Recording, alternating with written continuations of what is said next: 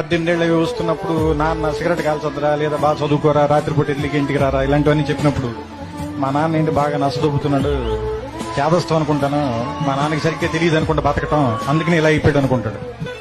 వీడికి ఒక 20 ఏళ్ళు 25 ఏళ్ళు వచ్చి ఒక అమ్మాయిని పెళ్లి చేసుకున్న తర్వాత ఒక ఫ్లాట్ రెంట్కి తీసుకోవటం, ఉద్యోగం చేయటం, నెలాఖరికి వచ్చేసరికి అప్పులు చేయాల్సి రావటం, బిల్స్ కట్టాల్సి రావటం, ఇలాంటప్పుడు నాన్న మనం మరీ అనుకున్నంత వేస్ట్ ఏం కాదనుకుంటే బాగానే మేనేజ్ చేసినట్టున్నాడు 4 పిల్లలు, కానీ మనకి దీనమ్మ ఇంకా ఒక్కడిని కూడా కనకుండానే ఇంత కష్టంగా ఉంది మనకి అనిపిస్తుంది.